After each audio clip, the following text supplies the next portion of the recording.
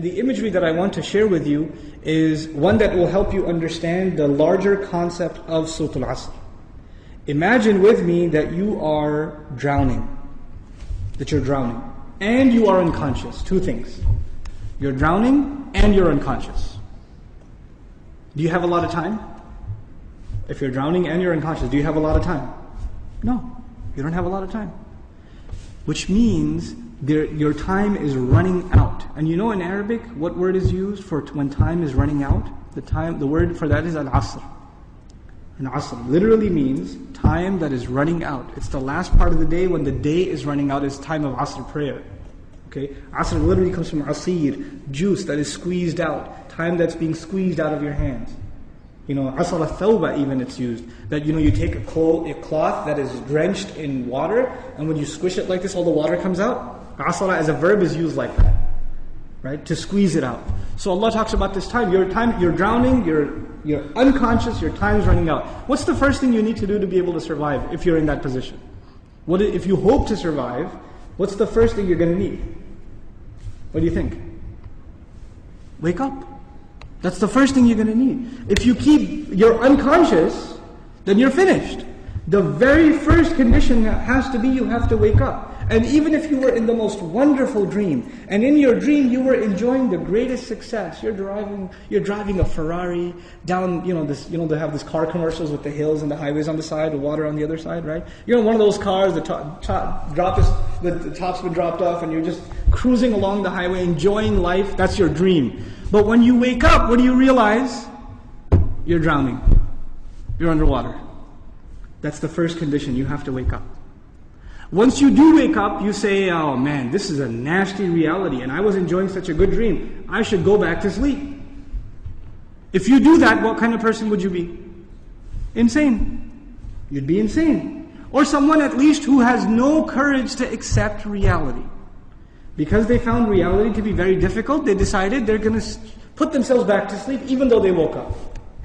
Does this person, if he drowned, can he blame anybody else? The one who woke up and went back to sleep? You think? Someone who never woke up, maybe, right? But the one who woke up said, this is not good. And they went back to sleep. They have no one to blame but who? Themselves. They have no one to blame but themselves. Now, let's imagine that they did wake up. What do you have to do next? Oh, it's pretty bad, I'm drowning. Even if you don't know how to swim, will you not use every muscle in your body to make certain kinds of motions to go towards the surface? Wouldn't you do that? And you will make certain kinds of motions that make you go further down, and certain kinds of motions that will make you go up. And once you discover which ones help you go up, you will only do those, right? You will do those. In other words, the first thing was you have to wake up. The second was you have to swim. You have to do something to try to get to the surface. When you got to the surface, you gasped for air, and you got pulled back down. You got pulled back down. And you know who you got pulled back down? You won't believe this. There's a chain around your foot, and your relative, your cousin, is sleeping, and he dragged you down. And now you're drowning because of your sleeping cousin. What do you have to do now? You got to wake him up. And you're not even waking him up because you want to save him. Who are you waking him up for? Maybe you want to save him. Maybe you don't even like your cousin. I don't know, right? But what's the point? The point is you're trying to wake him up because if you don't wake him up, who's also going to drown? You yourself. So you wake him up, and he says, man, I was driving a Ferrari, you woke me up for no reason. I'm going back to sleep. Forget you. Can you just say, okay, well, I didn't like you anyway, suit yourself? Can't do that. If he goes to sleep again, what are you going to do? No, man, wake up, let's go. We can't give up. You can't not accept reality.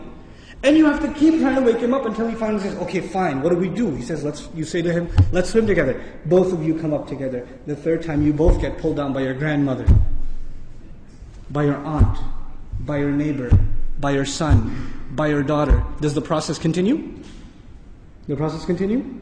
There's a 4-part process to this people surviving. The first was they had to wake up themselves. Then they had to try to swim. Then they had to tell other people that they're tied to, this is the truth. Let's go. And even if they got tired and one of them said, man, I can't do this anymore. We've been doing this now over and over again. I don't know if I can do it anymore. And the other one says, no, We are all going to survive together. You have to do this. Come on, let's go, let's go, let's go. Keep going, keep going. You ever seen those kinds of movies where they're trying to escape from some army and one of them gets tired and says, I can't run anymore. And what do the others do? Come on, let's go, let's go. We can do this, we can do it. And they get him to run anyway, even though he thinks he can't run anymore. They work with each other because their survival depends on each other.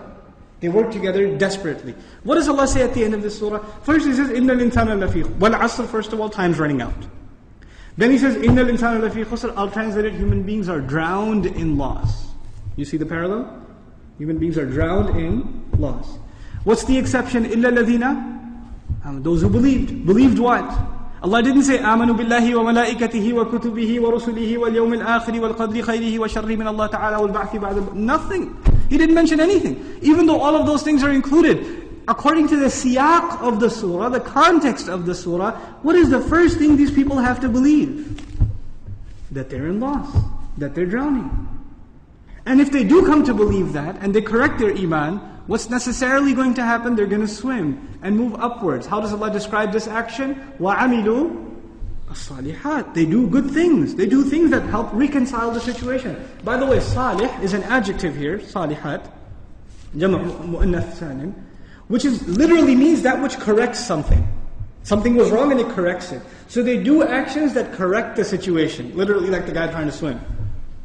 But because they were tied to other people, what else did they have to do? وَتَوَاصَوْا بِالْحَقِّ. They had to tell the other the truth. And it's not even أخبروا عن it. They told them about the truth. No. You have to wake him up and let's go, we have to go. No matter, and over again. Tawasi even has takrar in it. It has repetition. Over and over again they said, this is the truth, this is the truth, this is the truth. You know why? Because the people you're trying to save, even if you wake them up temporarily for 20 minutes, 30 minutes during a khutbah, guess what happens when the khutbah is done? They go back to sleep. They start drowning again. So what do you have to do? You have to go and wake them up again. Then they get sleepy again. Then you got to wake them up again. This is tawasi bil haqq. And you might get tired of doing it. You might become impatient. So Allah also adds, وَتَوَاصَوْا بِالصَّبْرِ. You got to keep doing it. Sabr means consistency, constancy, perseverance, patience. You got to remain on point. You got to keep doing this. Because your survival depends on it. In the end, if you do all of these things but you have no patience, and you give up, you drown too. So even if you had iman, and you had good deeds, and you told people about the truth, but you didn't have sabr, you still drown. So how many conditions do you have to fulfill to survive? All four. All four conditions are required. They're critical and they're necessary. Which is why there's a wa in between them. You see the logical progression from iman to amil salihat, to tawasaw bil haqq, to tawasaw bil sabr, beautifully articulated in this surah.